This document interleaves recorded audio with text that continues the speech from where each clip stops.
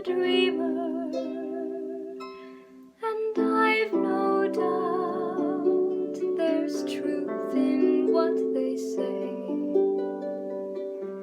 But sure, a body's bound to be a dreamer when all the things he loves are far away, and precious things are dreams unto an exile.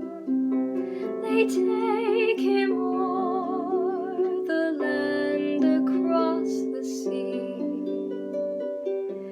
especially when it happens he's an exile from my dear lovely Isle of Innisfree.